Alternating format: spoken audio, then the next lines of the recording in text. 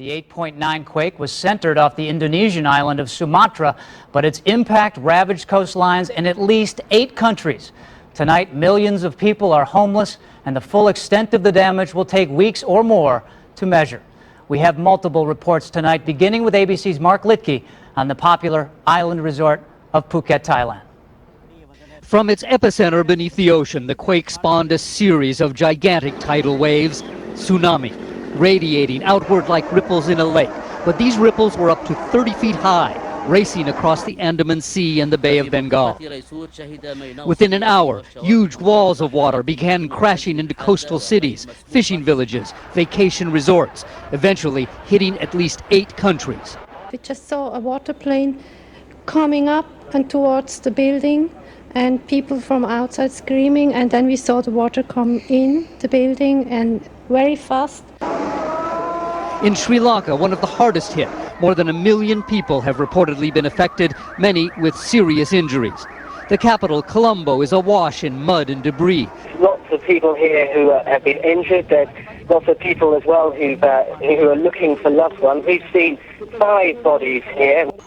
Entire villages along the coast simply disappeared, as did hundreds of other villages in Indonesia, India, Bangladesh, Thailand, and Malaysia. Thousands of fishermen may have been lost at sea. In the nearby Maldive Islands, 2/3 of the country is reportedly underwater. We sort of cowered in the trees. My smallest child is 6 years old, and she was yanked by the waves and sort of clung on to my husband, who anchored her down. And along the western coast of Thailand, some of the world's most popular tourist resorts are in ruins.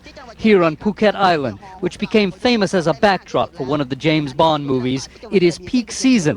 Hotels were filled to capacity. People come here from all over the region for the Christmas and New Year holidays. And then suddenly the water came between the door, and within 2 minutes it was up to my breast. I just managed to get my safe, open the safe, and grabbed my clothes and put it in the case, and the bed was swimming in the room. At 8 this morning, they felt the quake. It lasted for several minutes, jolting and swaying buildings. They thought that was it. An hour later, they saw a giant wave racing towards shore. It moved very fast, too fast. Sunbathers on the beach were caught and washed out to sea. No one knows how many. There were dozens of scuba diving boats moored offshore filled with tourists. Many of the divers are missing. No one knows how many. Along coastal roads, you can see the evidence of trucks and cars and motorbikes tossed about like toys. Thailand's prime minister called it the worst event to ever occur in his country. In fact, it is probably the worst to ever occur in this entire region. Over thousands of miles, tourists, villagers, farmers, fishermen, injured and killed by the thousands. So widespread was the devastation, it will be many more days before we know how many were lost, and we will probably never know the exact number. Mark Litke, ABC News, Phuket Island, Thailand. Mark Litke joins us now live on the phone from Phuket. Mark, now that the sun is coming up there, do you get the sense that there is still a great deal of fear on the ground?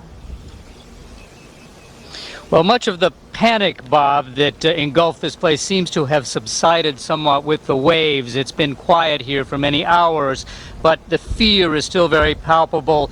The area of Beach Town I am looking down on is just devastated, and the people who lived and worked there have spent all this night in the hills just above the town.